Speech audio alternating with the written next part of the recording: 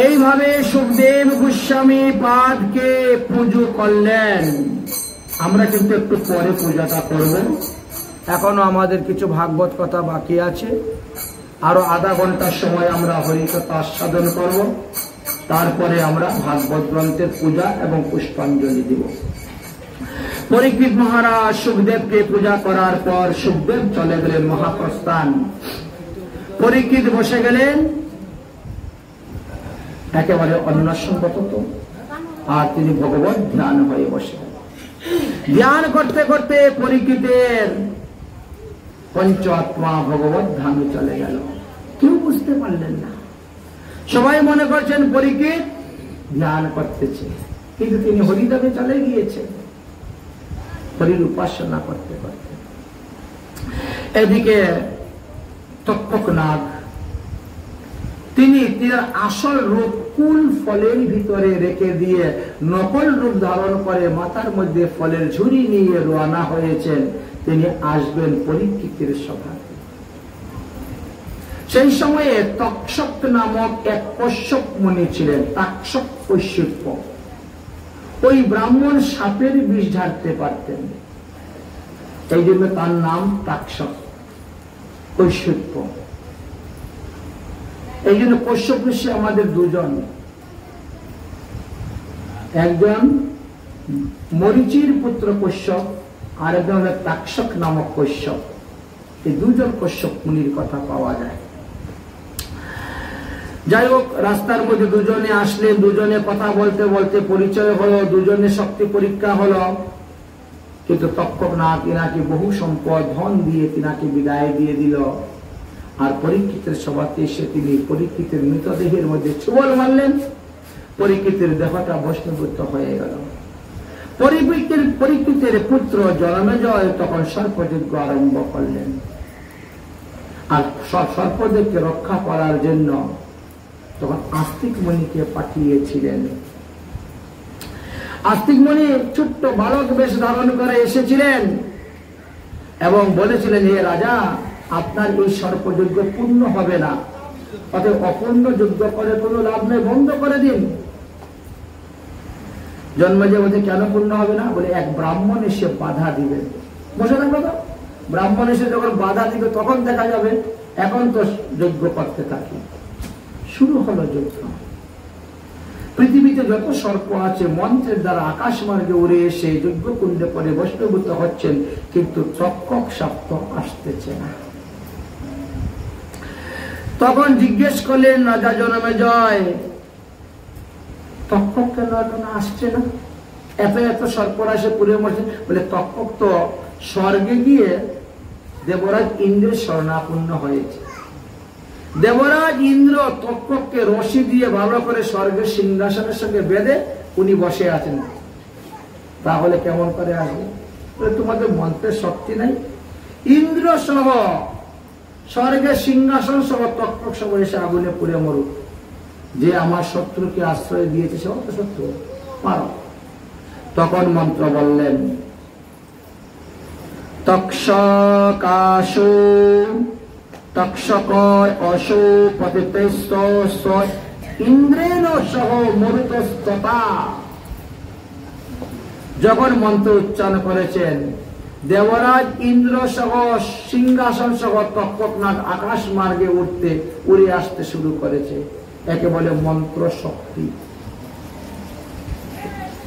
কত শক্তি মন্ত্রের মধ্যে। তখন তিনি দেবগুরু বৃহস্পতি শরণাপন্ন হলেন। গুরুদেব, গুরুদেব, আমাকে রক্ষা করুন, আমাকে রক্ষা করুন, আমাকে রক্ষা করুন। দেবগুরু বৃহস্পতি আসলেন, জন্মেজয়কে বললেন, বাবা, একটা সর্প মাত্র তোমার বাবাকে মেরেছিল, তার বিনিময়ে তুমি লক্ষ লক্ষ সর্প মেরেছ। জীবহিংসা, প্রাণী হত্যা মহাপাপ, বন্ধ করো এই ব্যভিচারী যজ্ঞ। তক্ষক তোমার বধ নয়, বৈধ নয়। সে অমৃত পান করেছে, সে অমর, তাকে মারতে পারবেন না। জনমেজয় তখন সর্পযজ্ঞ বন্ধ করে দিলেন। ঋষির বাক্য অনুসারে বন্ধ করলেন। এদিকে সুতমুনি বলছেন, হে শৌনকাদি ঋষিগণ, তারপরে জন্মেজয় মুনি বৃহস্পতিকে প্রণাম করলেন। তারপরে তিনি ভগবানের উদ্দেশ্যে প্রণাম করলেন যে হে ভগবান, তোমার সৃষ্টি অনেক জীবকে প্রাণীকে আমি হত্যা করেছি, তুমি আমাকে ক্ষমা করো। ক্ষমাটাই হলো আশা। নমো ভগবতে তস্मै কৃষ্ণায় বৈকুণ্ঠমেধাসে যৎ পাদম্ভুজরুধ্যানম সংসৃপ্তান প্রামিমঙ্গয়ম। তাই ভগবানের চরণকে যদি কেউ আশ্রয় করে, ভগবানের চরণে ধ্যান করে, ভগবানের চরণে প্রণাম করে, তাহলে তার পাপের সমস্ত প্রায়শ্চিত্ত হয়ে যায়। শরণাগতিকে ভগবান সর্বদা রক্ষা করে, শরণাগতিকে কখনো ভগবান ত্যাগ করেন না, কখনো ত্যাগ করেন না। শৌনক ঋষি বলছেন, হে সুতমণি, আমরা শুনেছি আমাদের নাকি 18টা পুরাণ আছে। তো 18টা পুরাণের নাম কি কি, কোন পুরাণে কত হাজার শ্লোক আছে, আপনি একটু কৃপা করে আমাদেরকে বলুন। সুতমণি বলছেন, দেখো 18টা পুরাণকে 3 ভাগে ভাগ করা হয়েছে। 6টা সাত্বিক পুরাণ, 6টা রাজস্বিক পুরাণ, না 6টা তামসিক পুরাণ। সাত্বিক পুরাণগুলোতে ভগবান কৃষ্ণের, বিষ্ণুর, নারায়ণের মহিমার কথা বর্ণন করে গিয়েছেন। সেই 6টি সাত্বিক পুরাণের নাম কি বললেন? প্রথমেই হলো বিষ্ণু পুরাণ, যার মধ্যে 23,000 শ্লোক আছে। দ্বিতীয় হলো নারদ পুরাণ, যার মধ্যে 25,000 শ্লোক আছে। তৃতীয় হলো গরুড় পুরাণ, যার মধ্যে 19,000 শ্লোক আছে। চতুর্থ হলো পদ্ম পুরাণ, যার মধ্যে 55,000 শ্লোক আছে। তারপরে হলো বরাহ পুরাণ, যার মধ্যে 24,000 শ্লোক আছে। আর তারপরে শ্রীমদ ভাগবত মহাপুরাণ, যার মধ্যে 18,000 শ্লোক আছে। এই 6টি পুরাণ হলো সাত্বিক পুরাণ। এই 6 পুরাণ যারা পড়বে তারা বৈষ্ণব হয়ে যাবে, সাধু হয়ে যাবে। ভগবান শ্রীকৃষ্ণের ভজন তারা অন্য কারো ভজন করবে না। এবার দেখো রাজস্বিক পুরাণের কথা বলছি। ব্রহ্মাণ্ড পুরাণ, এর মধ্যে 12,000 শ্লোক আছে। ব্রহ্মবৈবর্ত পুরাণ, তার মধ্যে 18,000 শ্লোক আছে। মার্কেন্ডীয় পুরাণ, তার মধ্যে 9,000 শ্লোক আছে। ভবিষ্য পুরাণ, তার মধ্যে 14,000 শ্লোক আছে। বামন পুরাণ, তার মধ্যে 10,000 শ্লোক আছে। ব্রহ্ম পুরাণ, তার মধ্যে 10,000 শ্লোক আছে। তবে এই 6টি পুরাণ হলো রাজস্বিক পুরাণ। এই 6 পুরাণে মহাদেবের এই ব্রহ্মার তপস্যার কথা বিশেষভাবে বর্ণন করা আছে।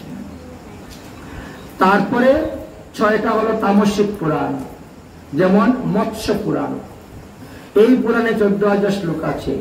কুর্ম পুরাণ, এর মধ্যে 17,000 শ্লোক আছে। লিঙ্গ পুরাণ, তার মধ্যে 11,000 শ্লোক আছে। শিব পুরাণ, তার মধ্যে 24,000 শ্লোক আছে। স্কন্দ পুরাণ, তার মধ্যে 81,000 শ্লোক আছে। অগ্নি পুরাণ, তার মধ্যে 15,000 শ্লোক আছে। এই 6 পুরাণ হলো তামসিক পুরাণ। এই 6 পুরাণের মধ্যে সমস্ত দেব দেবীর উপাসনার কথা লেখা আছে। কোন দেবতার পূজা করলে আপনার কি লাভ হইবে, এইভাবে লেখা আছে। তারপরে বললেন এই 18টা পুরাণের মধ্যে আবার উপপুরাণও আছে। প্রত্যেকটি পুরাণেরই আরো উপপুরাণ আছে। এত ভিন্ন 17তম 3টা মিলিয়েও আরো কিছু পুরাণ আমাদের আছে। তো এইভাবে 18 পুরাণের কথা বললেন। তখন শৌনকাদি ঋষিগণ বলছেন, 18 পুরাণের সময় আপনি একটা মার্কেন্ডীয় পুরাণের কথা বললেন। হ্যাঁ বলেছি তো। বলে তাহলে সেই মার্কেন্ডীয় ঋষি তো আমাদেরই পূর্বপুরুষ, অতএব তিনার জীবনী কথা শুনতে চাই। তিনার পরমায়ু ছিল মাত্র 7 বৎসর, কিন্তু হরিভজন করে তিনি 7 কল্প পরমায়ু করে নিলেন। তাহলে হরিভজনের আয়ু বৃদ্ধি হয় কিভাবে? তিনি হরিভজন করে এই 7 কল্প আয়ু বৃদ্ধি করেছিলেন, সেটা আপনি একটু কৃপা করে আমাদের নিকটে বলুন, আমরা শুনতে চাই। সুতমণি বলছেন, হে শৌনকাদি ঋষিগণ,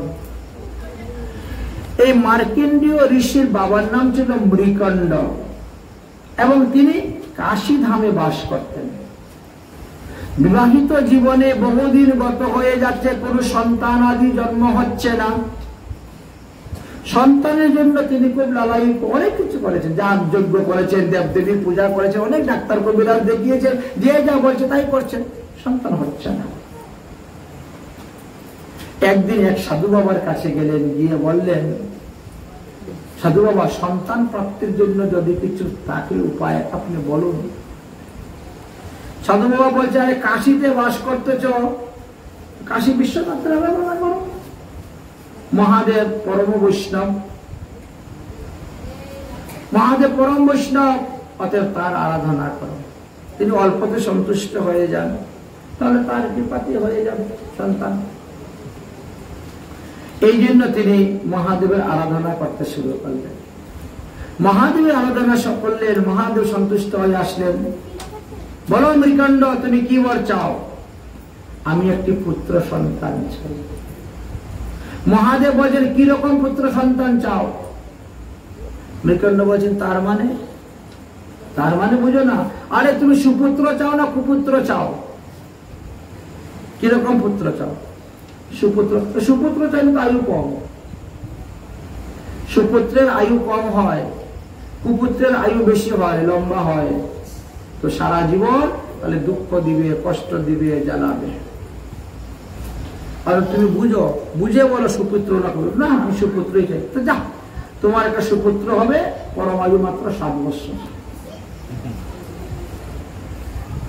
খবরদার, আমি যে বলেছি এই কথা কাউকে বলবি না,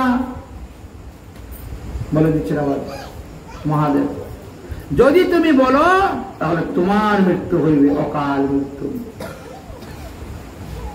যদি আমার নাম বলো তাহলে তোমার অকাল মৃত্যু হইবে।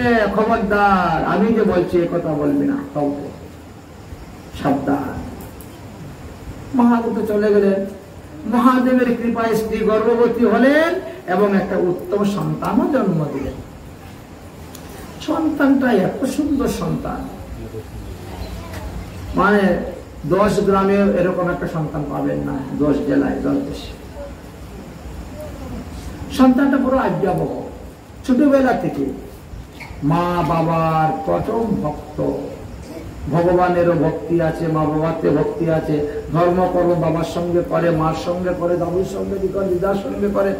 একদম জন্ম থেকে ধার্মিক ছেলে, পরম বৈষ্ণব। কিন্তু তার বাবার মনে তো শান্তি নাই, সুখ নেই। গ্রামবাসীরা খুব সুখী, তারে কোলে নিয়ে সবাই সুখ পায়, তার সঙ্গে কথা বলে সুখ পায়, তার সঙ্গে খেলাধুলা করলে সুখ পায়, সবাই আনন্দ পায়, তাকে নিয়ে সবাই আনন্দ করে। কিন্তু তার বাবার মনে বিন্দু মাত্র সুখ নেই। কেন? আমার ছেলে মাত্র 7 বছর বাড়বে, তারপরে মারা। উনি তো দিন গুনতেছেন, এই তো 4 বছর হয়ে গেল, এই তো 5 বছর হয়ে গেল, এই তো 6 বছর হয়ে গেল। এই জন্য মনে আর সুখ নেই, শান্তি নেই। আর মাত্র 1 বছর বাকি আছে, তারপরে ছেলে মারা যাবে। কি করে উপায়? মাথায় কোনো কাজ করছে না। এক সাধুর কাছে গিয়ে বলছে, সাধু বাবা, আচ্ছা যদি কারো আয়ু কম থাকে, আয়ু বৃদ্ধি করার উপায় কি? সাধু বলছে, মৃত্যুঞ্জয় মন্ত্র।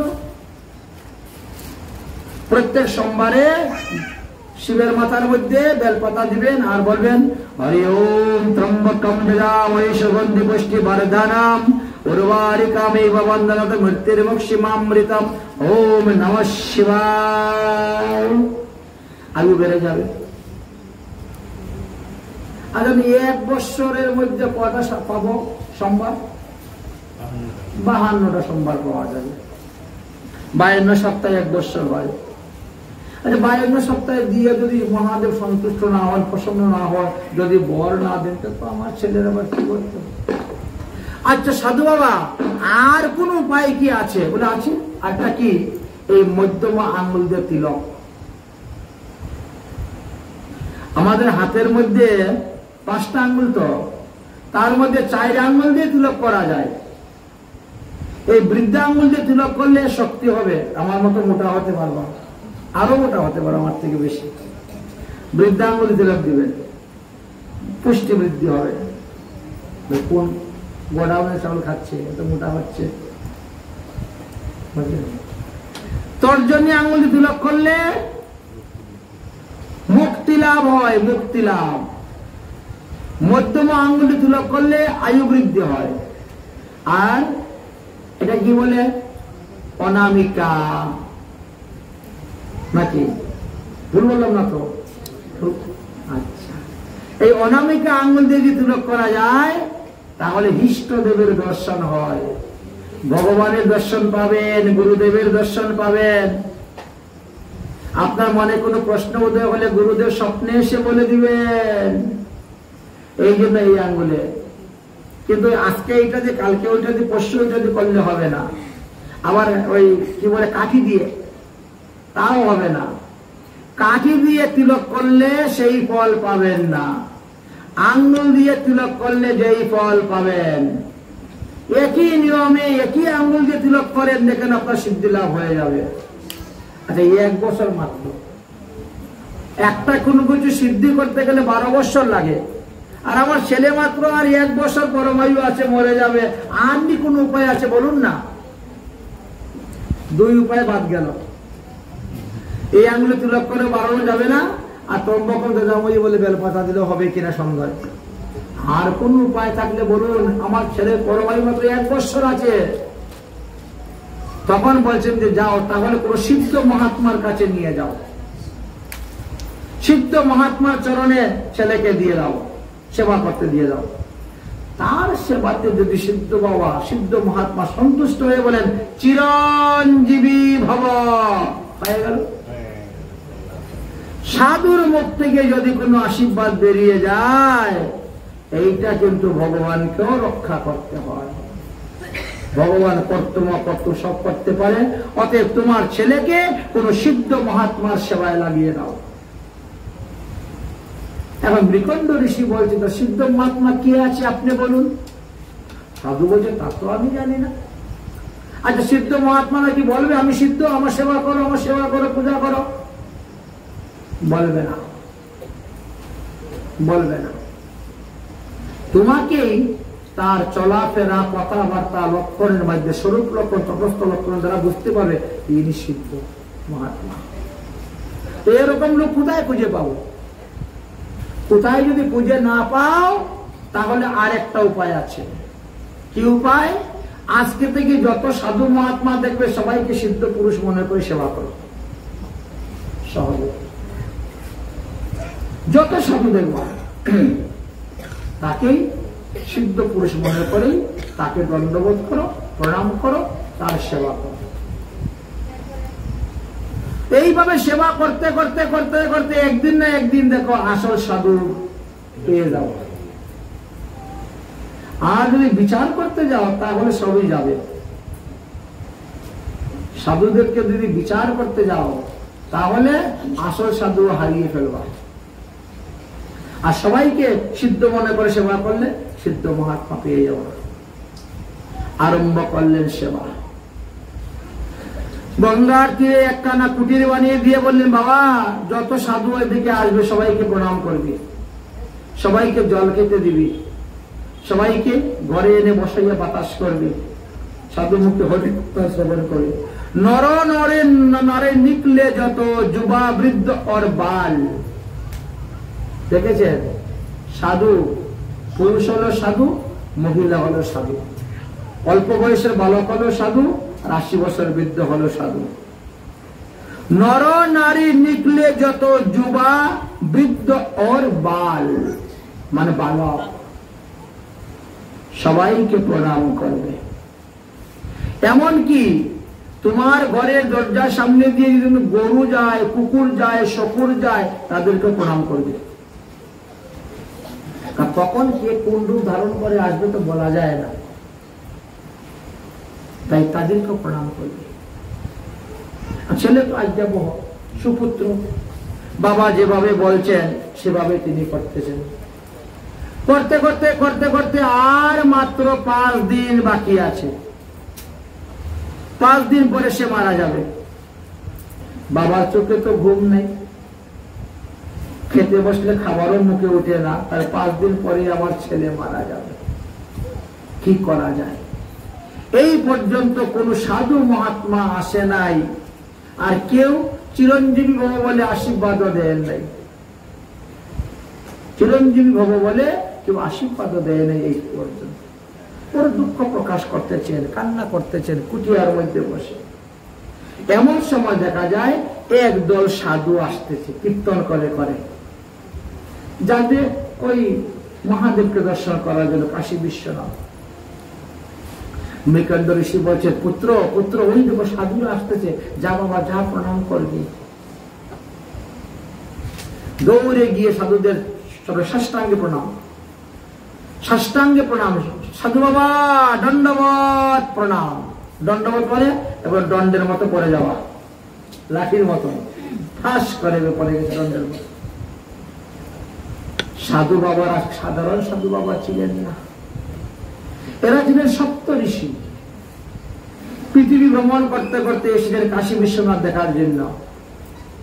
ছেলের এই স্বভাব দেখে, ব্যবহার দেখে তারা মুগ্ধ প্রসন্ন, মুখ দিয়ে দৈবক্রমে ফিসকে বেরিয়ে গেল, চিরঞ্জীবী ভব।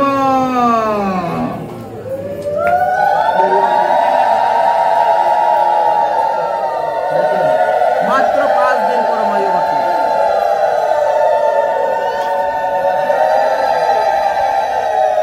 চিরঞ্জীবী ভব, যেই কথাটা শুনেছেন মৃকণ্ড ঋষি তখন দৌড়ে ঘর থেকে বেরিয়েছেন, আনন্দ অশ্রু। আমার ছেলে তো আর মরবে না, বেঁচে যাবে। এসে একদম ঋষিদের চরণে পড়ে বলছেন, সাধু বাবা তোমার বাক্য যেন সত্য হয়, সাধু বাবা তোমার বাক্য যেন সত্য হয়, তোমার বাক্য সত্য হয়। সাধু বাবা বলছেন, আরে বাবা আমার বাক্য কোনোদিন মিথ্যা হয় না, আমাদের বাক্য সর্বদা সত্য হয়। তুমি চিনো আমরা কে? না, আমরা হলো সপ্ত ঋষি। এই মন্বন্তরের সপ্ত ঋষি আমরা, আমাদের বাক্য কখনো মিথ্যা হয় না। কিন্তু তুমি কেন এত কান্না করতেছো, আবার বলতো যে তোমাদের বাক্য সত্য সত্য, আনন্দ কেন? কারণটা কি? বলে, মহারাজ কি আর বলবো, আমার ছেলের পরমায়ু তো আর মাত্র 5 দিন আছে, 5 দিন পরে মরে যাবে। তুমি জানলে কেমন করে?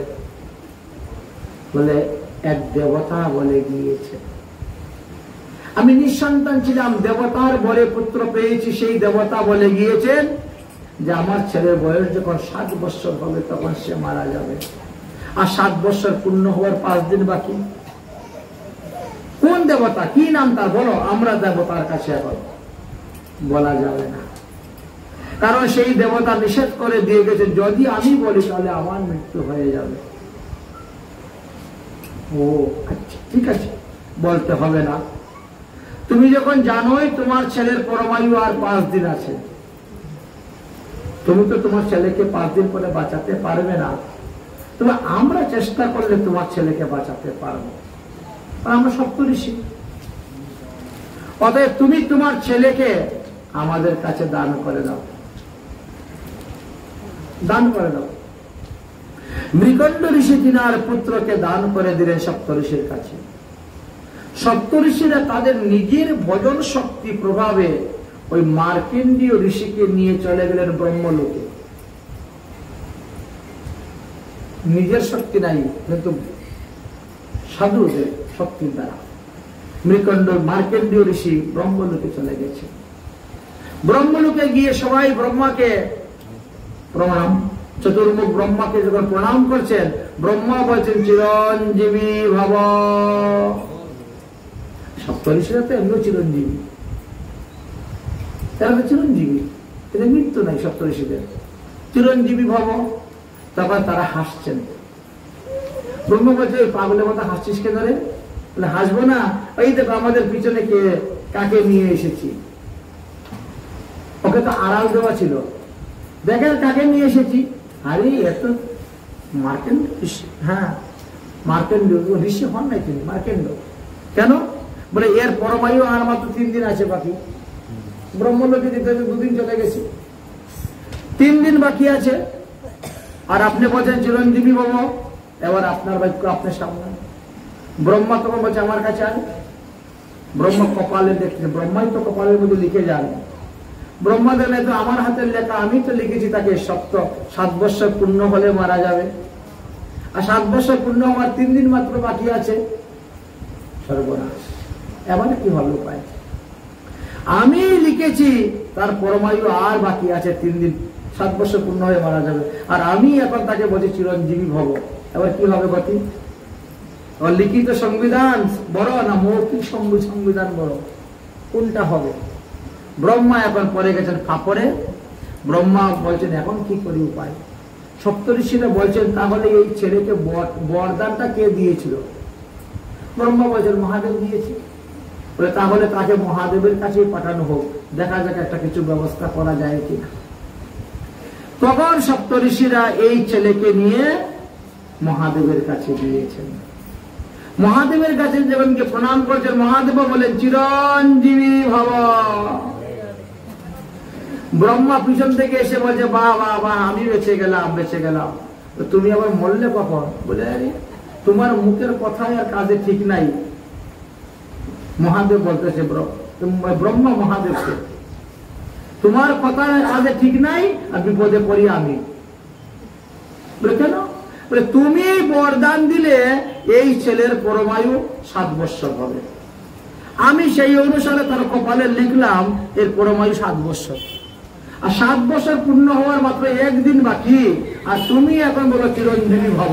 এখন বলো তো কি হবে? এবার তুমি সামলাও তোমার কথা। তোমার কথার মধ্যে আমি গিয়ে লিখতে গিয়ে তো আমি বিপদে পড়ে গেলাম। ভগবান মহাদেব বলছে ঠিক আছে, তাহলে আপনারা চলে যান, আমি এই শিশুকে রক্ষা করব। চলে গেলেন। মহাদেব বলে শোন, এই আসনের মধ্যে বসে থাক, আসন থেকে উঠবি না, আসন ত্যাগ করবি না। আসন ত্যাগ করলে কিন্তু মরে যাবি। আসনে থাকলে পরে তোমার এই আসন থেকে জমেও নিতে পারবে না। এই জন্য আসন পূজা করে, আসন শুদ্ধ করে আমাদেরকে বসে পূজা করতে হয়।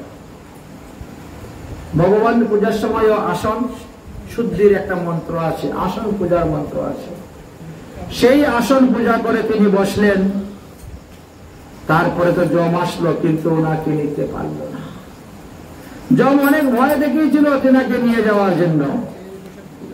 তখন তিনি বললেন হে যমরাজ, তুমি কেন তাকে নিতে আসছো?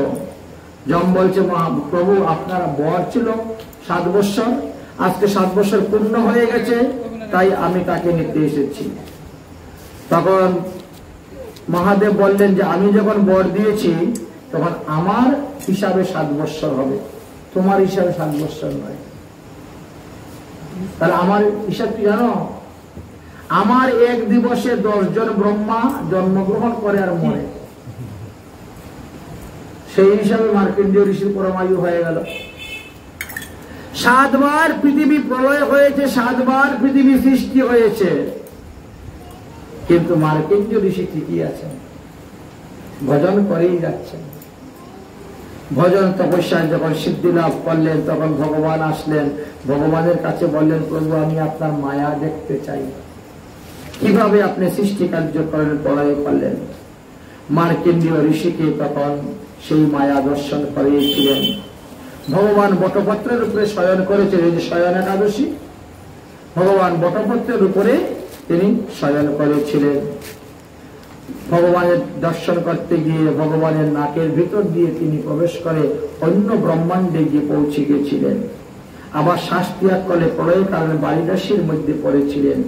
এইভাবে 7 বার তিনি প্রবেশ করেছিলেন এবং 7 বার তিনি বেরিয়েছিলেন। এইভাবে তিনি দেখেছিলেন। তো এই তো হলো আমাদের শ্রীমদ্ ভাগবত মহাপুরাণে মার্কণ্ড ঋষির তপস্যার কথা বর্ণন করে গিয়েছে। এবার আমরা 7 দিন যে ভাগবতের কথা পাঠ করেছি এইগুলো আলোচনা করে ভাগবত বিশ্রাম দিয়ে দিব, আর 10 মিনিট অপেক্ষা করব। শ্রীমদ্ ভাগবত সপ্তাহ জ্ঞান যজ্ঞের প্রথম দিবসের পাঠের বিষয়বস্তু ছিল ভাগবতের প্রথম স্কন্ধের প্রথম অধ্যায়ের 1 নম্বর শ্লোক থেকে আরম্ভ করে ভাগবতের 3য় স্কন্ধের 19 অধ্যায় পর্যন্ত হিরণ্যকশিপু হিরণ্যকেশ বধ, পৃথিবী উদ্ধার পর্যন্ত আস্বাদন করেছিলাম বরাহ অবতার। অর্থাৎ ওই দিন আমরা 48টা অধ্যায়ের ব্যাখ্যা করেছিলাম, 1923টি শ্লোকের ব্যাখ্যা আস্বাদন করেছিলাম। প্রথম দিনেই আমরা ভক্তি যুগের উত্তমভাবে নিরূপণ এবং প্রণামের মহিমা, পরীক্ষিতের প্রসঙ্গ, ব্যাসের জন্মকথা, পরীক্ষিতের জন্মকথা, নারদের জন্মকথা, সুখদেবের জন্মকথা এবং বিদুরের জন্মকথা আমরা আস্বাদন করেছিলাম। ব্রহ্মার জন্মকথা, ব্রহ্মার সৃষ্টি কার্যকথা, 24 অবতারের কথা, মৈত্রী বিদুর সংবাদের কথা, ভাগবতের 10টি লক্ষণের কথা, ব্রহ্মার দ্বারা প্রকৃতি সৃষ্টির কথা, বিকৃতি সৃষ্টির কথা, বিরাট পুরুষের কথা, পৃথিবী দেবীর জন্ম কথা, পৃথিবী দেবীর উদ্ধারের কথা, বরাহ অবতারের কথা, হিরণ্যকশিপুর জন্ম কথা, জয় বিজয়ের কথা, বরাহ অবতারের কথা, বরাহ পৃথিবী দেবী কি সংবাদ, হিরণ্যকশ্য বধ পর্যন্ত প্রথম দিন আস্বাদন করেছিলাম। দ্বিতীয় দিনের অর্থাৎ ভাগবত সপ্তাহ জ্ঞান যজ্ঞের দ্বিতীয় দিবসের পাঠের বিষয়বস্তু ছিল ভাগবতের 3য় স্কন্ধের 20 অধ্যায় থেকে আরম্ভ করে ভাগবতের 5ম স্কন্ধের 14 অধ্যায় পর্যন্ত, অর্থাৎ জড়ভরত উপকান পর্যন্ত আমরা 59টি শ্লোকের দ্বারা এই আস্বাদন করেছিলাম। তার বাংলা ব্যাখ্যা করেছিলাম 2450টি শ্লোকের ব্যাখ্যা দ্বিতীয় দিবসে আমাদের হয়েছিল।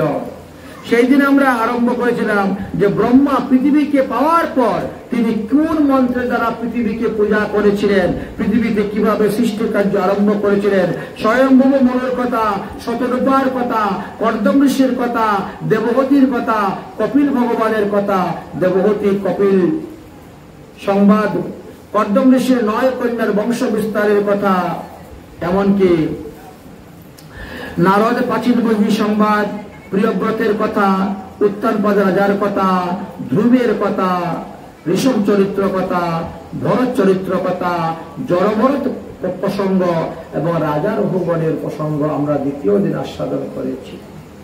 তৃতীয় দিবস শ্রীমদ ভাগবত সপ্তাহ জ্ঞান যজ্ঞের 3য় দিবসের পাঠের বিষয়বস্তু ছিল, ওই দিন আমরা ভাগবতের 5ম স্কন্ধের 15 অধ্যায় হইতে আরম্ভ করে 7ম স্কন্ধের 10ম অধ্যায় পর্যন্ত 41টি অধ্যায়ের ব্যাখ্যা আস্বাদন করেছিলাম। 1683টি শ্লোকের ব্যাখ্যা সেই দিন আমাদের করা হয়েছিল। ভরতের বংশ বিস্তারের কথা, ভারতবর্ষের বর্ণনের কথা, সপ্তদ্বীপা পৃথিবীর বর্ণনের কথা, রাহু গ্রহ আদির অবস্থানের কথা, সূর্যদেবের কথা, দক্ষ প্রজাপতির কথা এবং দক্ষের 60,000 কন্যার বংশ বিস্তারের কথা, দেবগুরু বৃহস্পতির কথা, ত্বষ্টার কথা, বৃত্তাসুরের কথা, দধীচি মুনির কথা, চিত্রকেতু রাজার কথা, অদিতির গদ 49, পবন দেবতার জন্ম কথা, পুংসেবনের কথা, যুধিষ্ঠির নারদ সংবাদ, জয় বিজয়ের উপকান, হিরণ্যকশিপুর কথা, প্রহ্লাদ চরিত্র, শেষে নৃসিংহ অবতারের কথা আস্বাদন করেছিলাম এই তৃতীয় দিবসে। চতুর্থ দিবসে আমরা কি আস্বাদন করলাম? ভাগবত সপ্তাহ জ্ঞান যজ্ঞের 4র্থ দিবসের পাঠের বিষয়বস্তু ছিল ভাগবতের 7ম স্কন্ধের 11 অধ্যায় হইতে আরম্ভ করে 10ম স্কন্ধের 4র্থ অধ্যায় পর্যন্ত 57টি শ্লোকের 57টি অধ্যায়ে 2379টি শ্লোকের ব্যাখ্যা আমরা আস্বাদন করেছিলাম। মানব ধর্ম, সমাজ ধর্ম, স্ত্রী ধর্ম, পুরুষ ধর্ম, ব্রহ্মচর্য ধর্ম, গৃহস্থ ধর্ম, বানপ্রস্থ ধর্ম, সন্ন্যাস ধর্ম সব আমরা আস্বাদন করেছিলাম। সদাচার পালনের কথা, মন্বন্তর অবতার বর্ণনের কথা, কুমিরের যুদ্ধ কথা, সমুদ্র মন্থনের কথা, মহাদেবের বিস্ফারের কথা, কুর্ম অবতার, মোহিনী অবতার, ধন্বন্তরী অবতারের কথা, বলিরাজার কাহিনী, বামন দেবের কথা, মৎস্য অবতারের কথা, বৈভূষত্ব মনু থেকে সূর্য বংশের কথা, হরিশ্চন্দ্র ত্রিশঙ্কুর কথা, ভগবান রামচন্দ্রের কথা, চন্দ্রবংশের কথা আরম্ভ করলেন তবে ঋচ্ছিক মুনি, যমদগ্নি, পরশুরামের কথা, যজাতির কথা, পুরবংশের কথা, পাণ্ডবংশের কথা, দেবকী বসুদেবের বিবাহের কথা এবং ভগবান শ্রীকৃষ্ণের আবির্ভাব পর্যন্ত নন্দ উৎসব আমরা চতুর্থ দিবসে আস্বাদন করেছিলাম। পঞ্চম দিবসে আমাদের ছিল কি? ভাগবত সপ্তাহ জ্ঞান যজ্ঞের পঞ্চম দিবসের পাঠের বিষয়বস্তু ছিল ভাগবতের দশম স্কন্ধের পঞ্চম অধ্যায় হইতে আরম্ভ করে ভাগবতের দশম স্কন্ধের 53 অধ্যায় পর্যন্ত, অর্থাৎ 49টি অধ্যায়ে আমরা 2026টি শ্লোকের ব্যাখ্যা আস্বাদন করেছিলাম।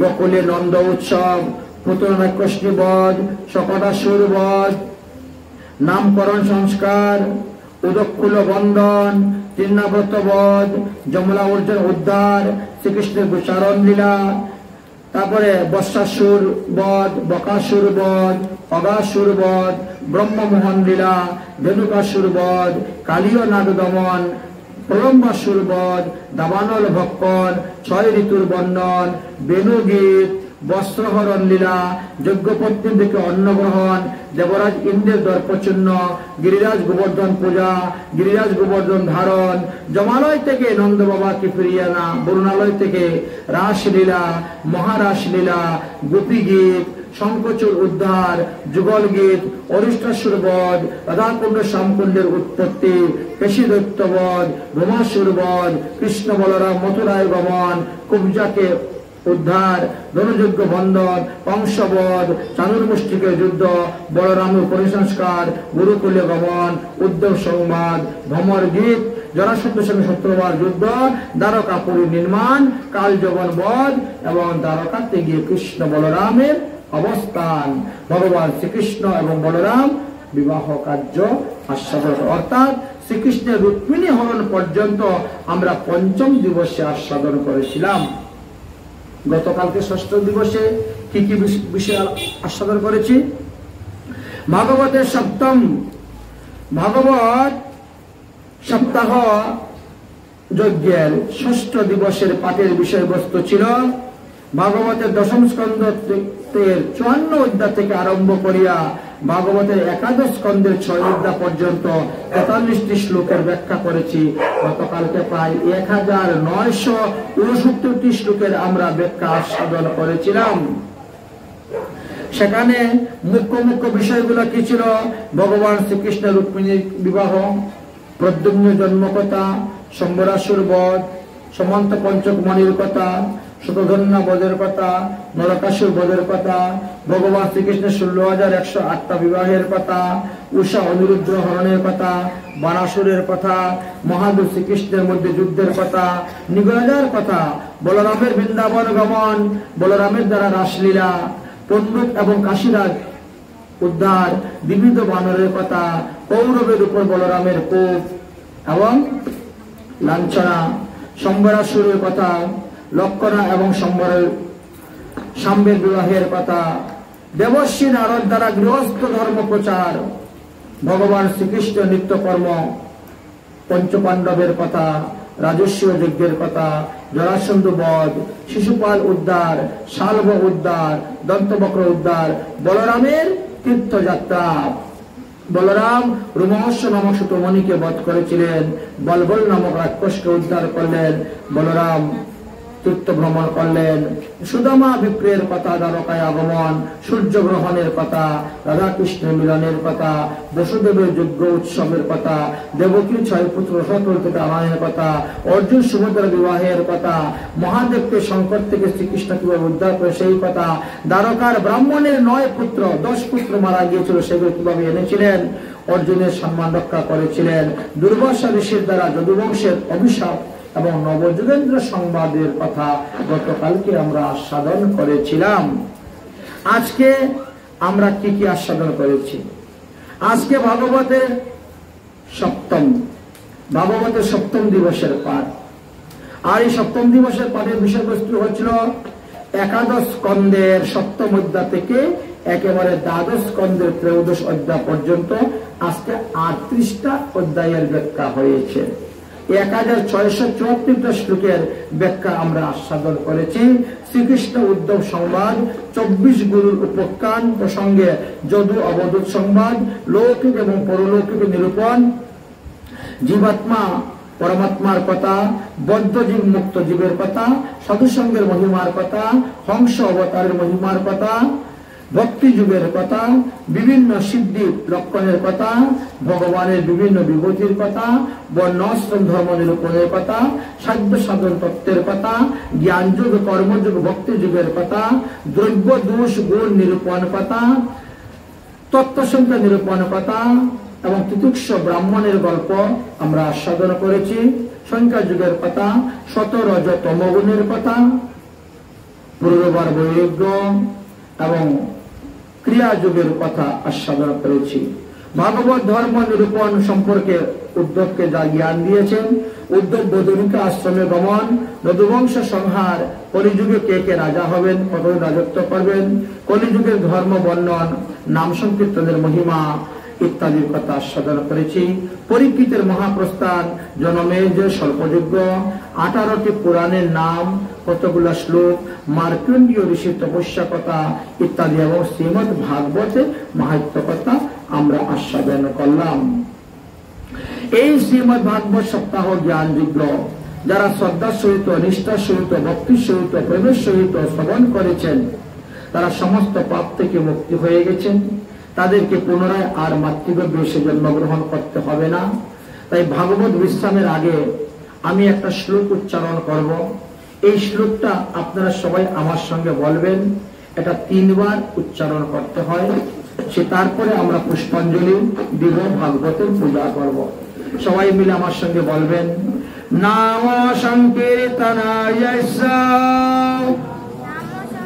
सर्व पाप प्रणाशनां प्रणमोदक सामनां तं नमामि हरिपरां नाम संकीर्तनाय सर्व पाप प्रणाशनां प्रणमोदक समानां तं नमामि हरिपरां नाम संकीर्तनाय सर्व पाप प्रणाशनां प्रणमोदक शमनस्तां तं नमामि हरिपरां। हरि ओम पूर्णमद पूर्णमिदं पूर्णात् पूर्णमुदच्यते पूर्णस्य पूर्णमादाय पूर्णमेवं विशिष्यते तदियं वस्तु गोविन्दं तद्वम् एवं समर्पयात् इति श्रीमद्भागवतं महापुराणं वैशाखस्याध्यायम् 18 श्लोकं सम्पूर्णं परमांश संहिता 12 स्कन्ध 13 अध्याय सम्पूर्णं। बोलो श्रीमद्भागवत महापुराण की। আমরা এখন ভাগবতের পূজা করব। যারা যারা ফুল তুলসী নিয়ে এসেছেন অথবা বস্ত্র ফল দক্ষিণা এনেছেন, সবাই নিজ নিজ হাতে রাখবেন। আমাদের শ্রদ্ধেয় গুরু ভ্রাতা সর্বপ্রথম পূজা করবেন, তারপরে অন্যান্য সবাই পূজা করবেন। দাদাজি চলে আসুন। হ্যাঁ, চলে আসুন। প্রথমে আপনি হাতের মধ্যে 1 গ্লাস জল নেন। ওম অশ্ব শ্রীমদ্ভাগবতম অষ্টম সূত্রম মন্ত্রস্য নারদম ঋষি বৃহতি ছন্দ শ্রীকৃষ্ণ পরমাত্মা দেবতাং ব্রহ্ম বীজ ভক্তি শক্তি জ্ঞান বৈরাগ্যম কিলবামম শ্রীমদ্ভাগবত প্রসাদ পার্থং বিনির্জগাহ। এইবার চন্দন নেন হাতে, হাতের মধ্যে চন্দন নেন। ভাগবতে 5টা ফোঁটা দেন চন্দনের। ओम नमो भगवते महापुराण पुरुषोत्तमाय एतत् सुगन्धं चन्दनम् अर्पणं नमो नमः सुगन्धं चन्दनं दिव्यगन्धदुघानमुत्तमं विलुपेन सूर्यस्तं चन्दनं प्रतिविज्यताम्। 8টা তুলসী পাতা অর্পণ করুন। ओम नमो भगवते महापुराण पुरुषोत्तमाय एतत् तुलसी पत्र समर्पयामि। ओम ओम एतत् तंगनामि रूपांच रत्नरूपांच मंजरीमं स्तम मोक्षं प्रदाना दिव्यं बुद्धिकाय नमो नमः। एबार पुष्प তারপরে ফুল দিবেন, ফুলের মালা দিবেন। ओम श्रीमद्भागवत महात्मानं सर्वस्वरूपेण श्रीमद्भागवतमेते गंध पुष्पे ओम नमो महापुराण पुरुषोत्तमाय नमो नमः। একটা ফুলের মালা দিবেন। ओम मल्लादीनं सुगंधानं मल्लादीनं प्रभुः मल्लादीनं पुष्पाणि गृहाणं परमेश्वर नमो नमः। अच्छा मल्लটা পড়াই দেন ভাগবতের উপরে।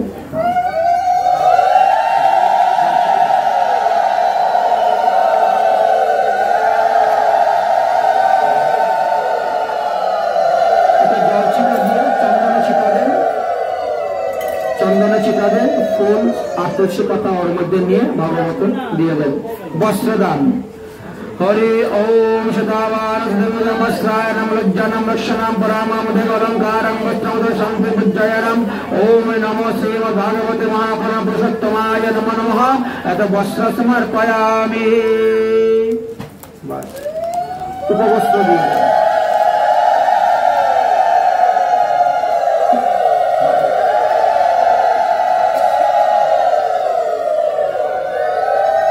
माला सबाई दिए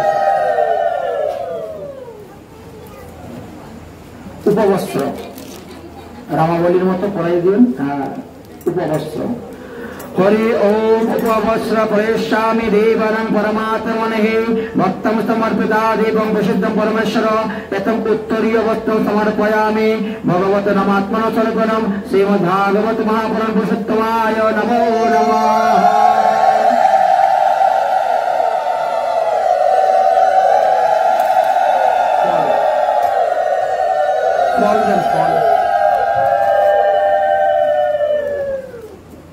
फल पे हाथ लें। हरि ओम इदं फलं मया देवं स्थापितं पुरा पुरुषं वैद्यं तेन मे सफलानि भवेज्जन्मानि जन्मानि एतत् नैवेद्यं समर्पयामि। ओम नमो भगवते महापुराण पुरुषोत्तमाय नमः। अखंड ऋतुफलं समर्पयामि। दिए दें अखंड ऋतुफल।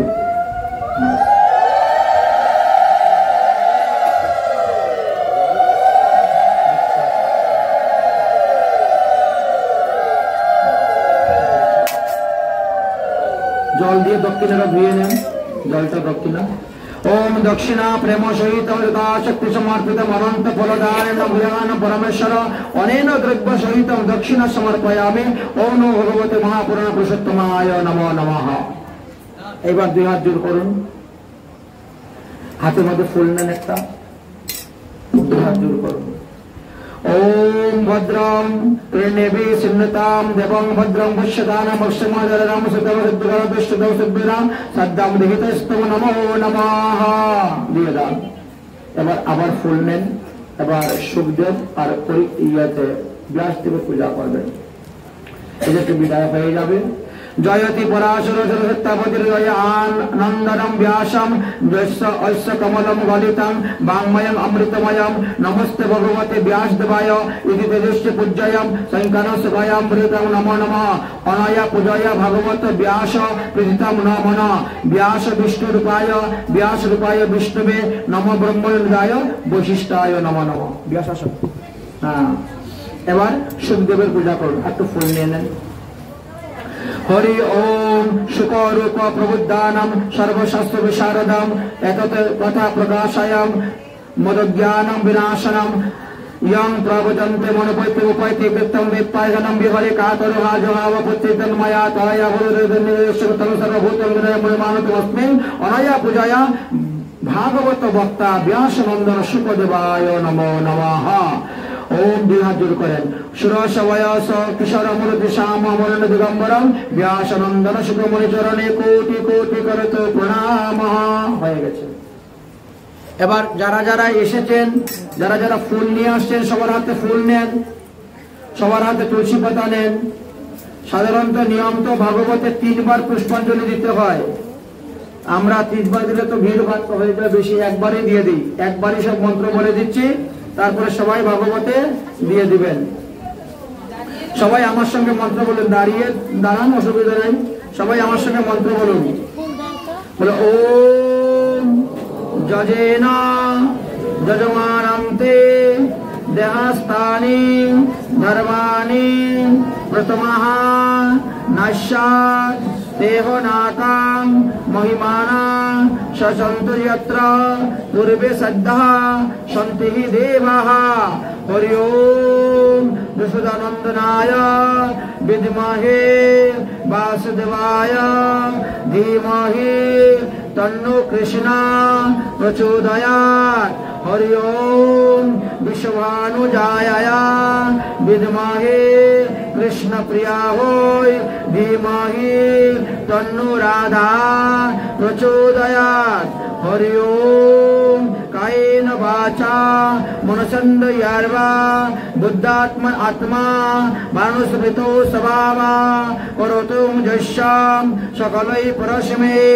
नारायणे इति समर्पयामि हरि ओम नारायणाय विद्महे वैकुंठाय धीमहि तन्नो विष्णु प्रचोदयात् हरि ओम महालक्ष्मी च विद्महे विष्णुपत्नी च धीमहि तन्नो लक्ष्मी प्रचोदयात् हरि ओम शवंतिका बकुल चंपक पटलाब्जे पुनाग जाति कवरीर रसाल पुष्पे बिल्ल प्रवाल तुलसी दल मंजूरी स्वाम पूजयामि जगदीश मे प्रसीद हरि ओम सच्चिदानंदनाय विद्महे गौरांगाय च धीमहि तन्नो गौर प्रचोदयात् हरि ओम पद्मावती नंदनाय विद्महे नित्यानंदाय धीमहि तन्नो रामः प्रचोदयात् हरि ओम नावासुताय विद्महे सीतापताय धीमहि तन्नो अद्वैत प्रचोदयात् हरि ओम एकदंताय विद्महे वक्रतुंडाय धीमहि तन्नो दन्ती प्रचोदयात् हरि ओम तत्पुरुषाय विद्महे सहस्रकिरणाय च धीमहि तन्नो सूर्यः प्रचोदयात् हरि ओम तत्पुरुषाय विद्महे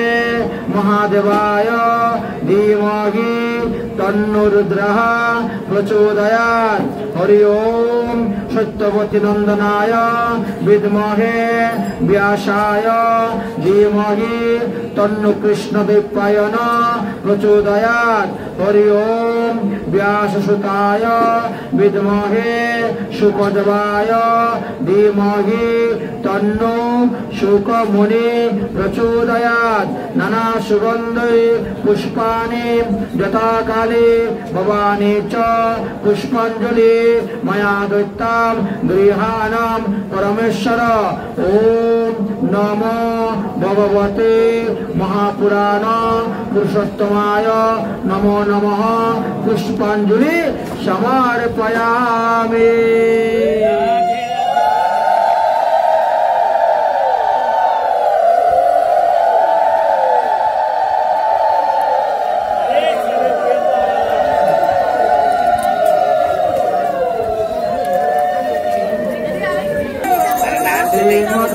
श्रीमद्भागवत भगवान की है आरती, पापियों को पाप से ही तारती। श्रीमद्भागवत भगवान की है आरती, पापियों को पाप से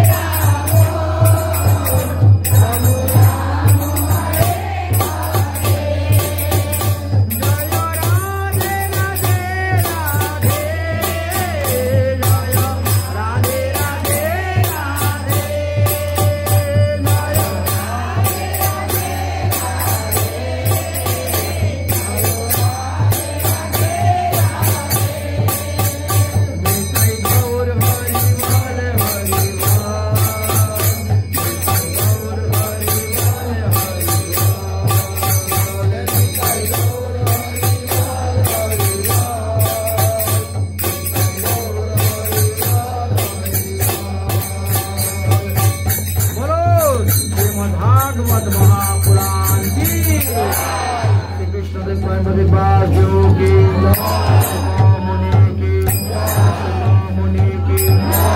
महाराज के